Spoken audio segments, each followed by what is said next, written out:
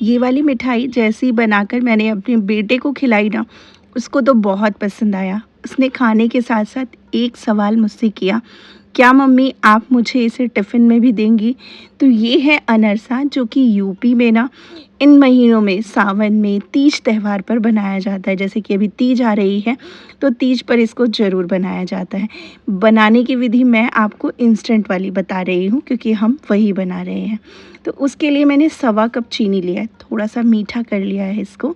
तो आप चीनी का हिसाब कर लीजिएगा, अपने हिसाब से मीठा।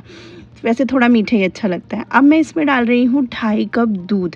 आप दूध की जगह पानी का इस्तेमाल कर सकते हैं, लेकिन एक बात का ध्यान रखिएगा, आपके पास अगर मावा नहीं है तो दूध ही इस्तेमाल करें।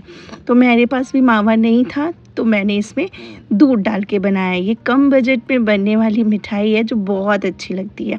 और ये दूध पहले से गर्म है, बस हमें चीनी को घोलना है, इतना ही हमें पकाना है। अब चलते हैं दूसरी तरफ। ये है चावल का आटा। तो चावल के आटा है ये मेरे पास, ये घर का पिसा हुआ आटा है। तो मैं इसको एक बार छान लूँगी, और छानने के साथ ना इसमें मैं मिलाऊँगी 2 चम्मच मिल्क पाउडर। अगर नॉर्मल स्पून से बात करें तो 4 चम्मच है।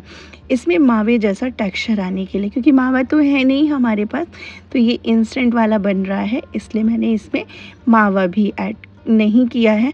तो मैं मिल्क पाउडर ऐड कर रही हूँ, और ये दूध में चीनी पिघल चुकी है। तो ये वाला आटा इसमें थोड़ा थोड़ा करके मिलाएंगे कि गुठलियाँ ना पड़े, आराम से मिक्स हो जाए। अब इसमें ना अगर आप पानी मिलाएंगे ना, पानी के साथ घोल बना रहे हैं, मतलब इसका डो बना रहे हैं, तो 1 चम्मच घी इस्तेमाल कर लीजिएगा।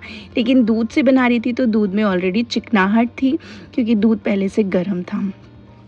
अब इसे मिक्स करके 10 मिनट के लिए ढक कर छोड़ देंगे, पर मिक्स कर लीजिएगा अच्छे से। तो मैंने भी मिक्स करके 10 मिनट के लिए छोड़ दिया। दूसरी प्लेट में ना थोड़ा सा घी लगा लिया, जिससे कि इसी डो को निकाल कर अच्छे से मैं नीड कर सकूं। जैसा मैं वीडियो में दिखा रही हूँ ना, बिल्कुल ऐसे ही करके बनाइएगा, बहुत बहुत टेस्टी बनेगी ये। आप चाहें तो इस स्टेज पे पिंच ऑफ बेकिंग सोडा भी इस्तेमाल कर सकते हैं, लेकिन मैंने नहीं किया। ये बहुत गर्म था, मैंने तभी टच कर दिया तो हाथ बिल्कुल लाल हो गए थे। अच्छे से चिकना कर लें, और इसके लिए हमें चाहिए होगी सफ़ेद तिल। अगर आपके पास सफ़ेद तिल नहीं है तो खसखस का भी इस्तेमाल कर सकते हैं आप यहाँ पर। तो इस पे अच्छे से कोट कर दें। चाहे तो हाथों में हल्का सा पानी लगा के इस बॉल्स को बनाएं, और उसके बाद तिल चिपकाएं, तो ये बहुत अच्छे से इस पे चिपक जाएगा। तो मैं एक साथ सभी को बना लूँगी, कि जिससे कि हम जब फ्राई करें तो हम फ्री हो जाएं बिल्कुल। तो मैंने भी कुछ ऐसा ही किया, सबको एक साथ बना लिया और सेम बाउल में रख कर ढक दिया, जिससे कि ना मैं फ्राई करने में इसे ना, क्योंकि हमें इसे लो फ्लेम पे फ्राई करना है, तो तेल को गरम कर लेंगे, फ्लेम को मीडियम कर देंगे, और मीडियम फ्लेम पर चलाते हुए इसे अलट पलट कर सेकेंगे। सेकना कैसे है ये बात को ध्यान में रखना है। लो फ्लेम पे सेकिएगा, क्योंकि हमने इसकी बॉल्स बनाई हैं, तो अंदर से ये कच्चा ना रहे, इसलिए लो फ्लेम पे सेकिएगा। और जैसे ही इसमें क्रैक्स आ जाएं, फट जाएगी, तो समझ जाएं कि अनरसा अच्छे से कुक हो चुका है, अच्छा सा कलर भी आ चुका है, और खुशबू तो पूरे घर में फैल चुकी है।